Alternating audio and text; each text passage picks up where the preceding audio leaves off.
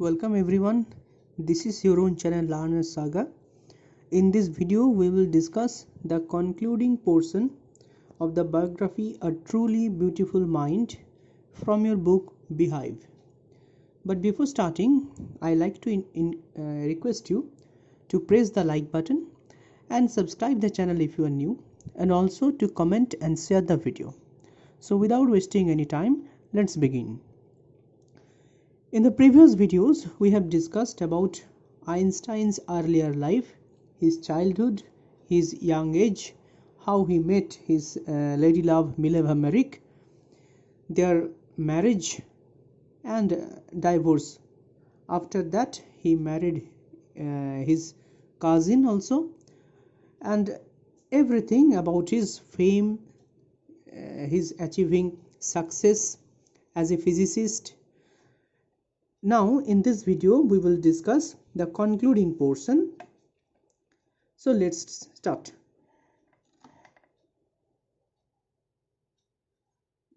Einstein received the Nobel Prize for Physics in 1921. He was showered with honors and invitations from all over the world and lauded by the press. That means Einstein received the Nobel Prize for Physics. His theory of relativity that brought him immense success, and he got the Nobel Prize. He was showered with honors and invitations. That means he was honored by everyone and he was invited from all over the world and lauded by the press. Lauded means praised. He was also praised, he was eulogized by the press also.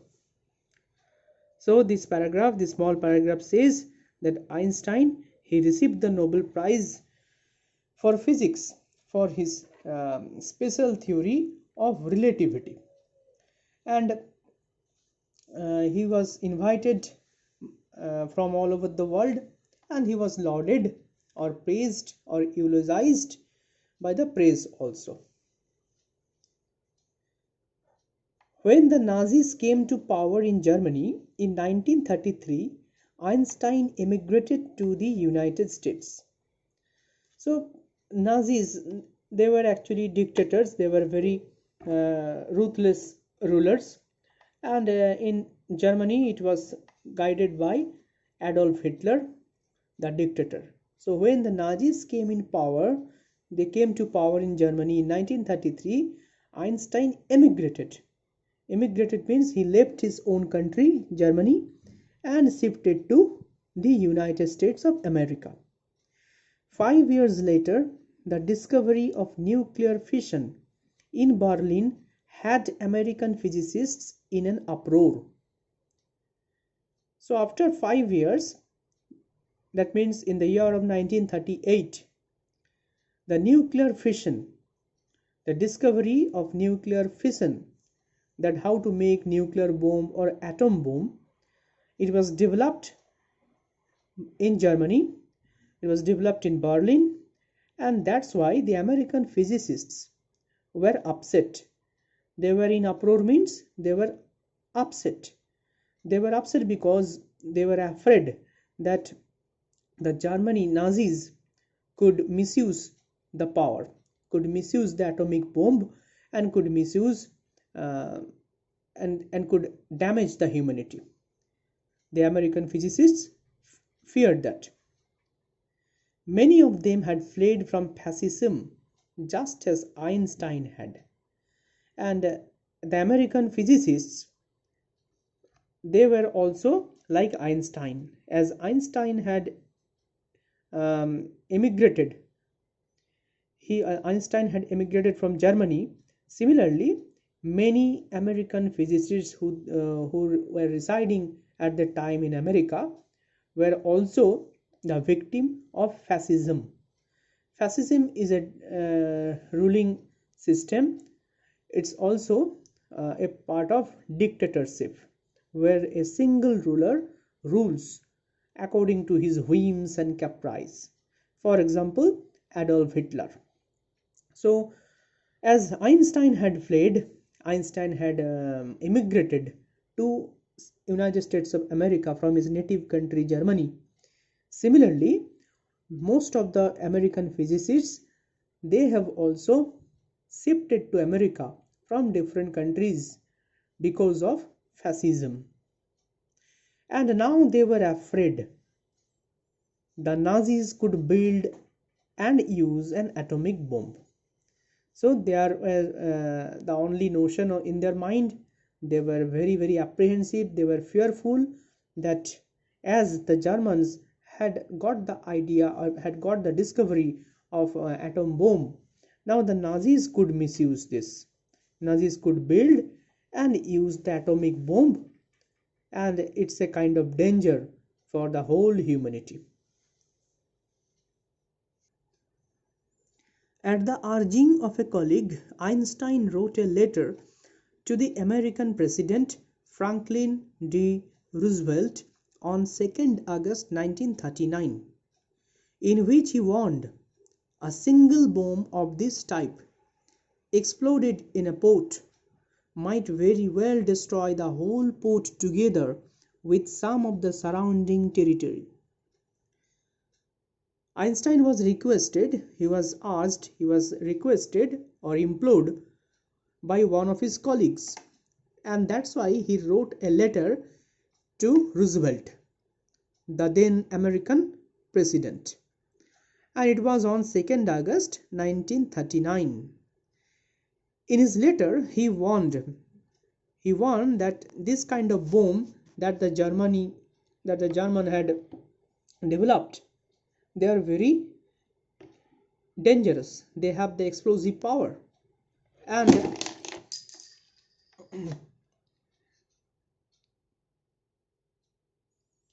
if this kind of bomb is exploded in a port, it might have severe effect.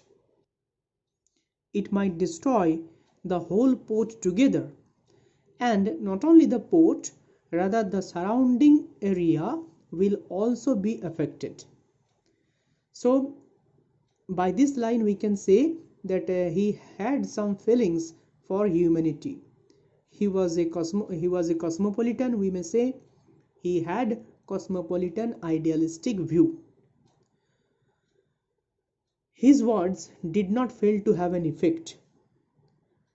That means Roosevelt took his words seriously.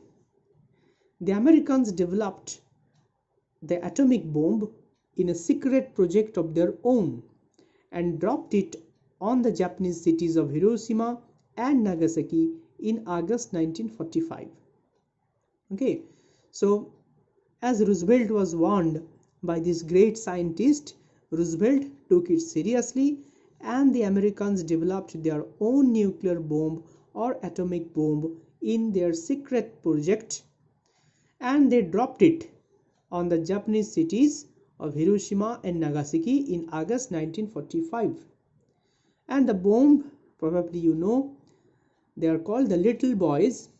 They were dropped in the two cities of Hiroshima and Nagasaki on August 1945. Although the Germans developed that technology, that bomb, very fast, but they did not use that. Rather, the American, they used that. Einstein was deeply shaken by the extent of the destruction. So Einstein, as we have discussed, that he had some philanthropic view. He was a cosmopolitan, we may say. That's why he was deeply moved by the extent of the destruction that the nuclear bomb had caused in the two cities, Hiroshima and Nagasaki. This time he wrote a public missive to the United Nations. So he wrote a letter, an official letter. An official letter, missive means a letter, to the United Nations. In it he proposed the formation of a world government. And in his letter, in his missive, he proposed to have a world government. Unlike the letter to Roosevelt, this one made no impact. When he wrote the letter to Roosevelt, the American president, Roosevelt took it seriously and the Americans developed their atomic bomb.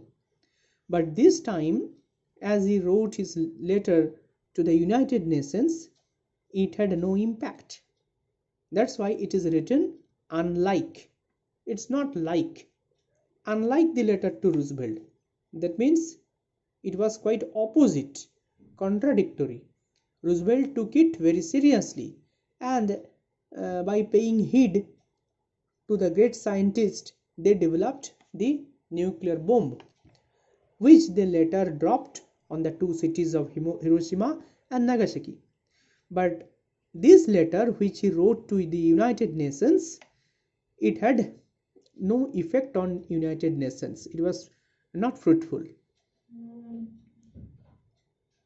But over the next decade, Einstein got ever more involved in politics, agitating for an end to the arms buildup and using his popularity to campaign for peace and democracy. However, it was not taken seriously by the United Nations. After one decade, during the next decade, means the next 10 years, Einstein was involved in politics. He was a very humanitarian outlook. He had humanitarian outlook, and that's why he was agitating for an end to the arms buildup. He did not believe in building up weapons and arms, etc. And he used his popularity to campaign for peace and democracy.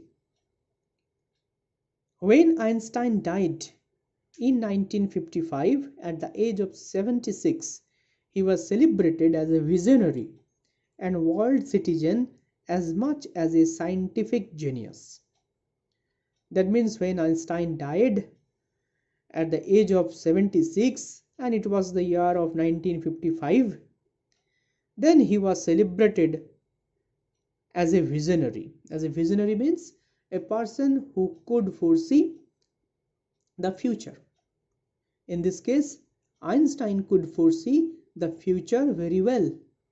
That's why he is regarded as a visionary and world citizen.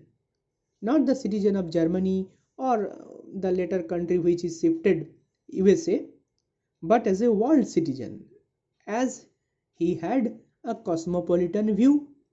He believed in universal brotherhood as much as a scientific genius. As much as a scientific genius means he was equally treated, he was equally celebrated as a visionary and a world citizen as he was treated as a scientific genius. Okay, so Einstein was not only famous for his theory of physics, he was not only famous as a Nobel Award winner, he was also famous as a visionary, a person who could foresee future, and also as a world citizen, as he had the notion of universal brotherhood, and we may say that he was a cosmopolitan. Okay, so we have completed this biography of Albert Einstein. Hope you have understood, and if you have any doubt, you may please comment. I'll be glad to answer you. So, hoping to meet you again in the next video with another topic. Till then, goodbye.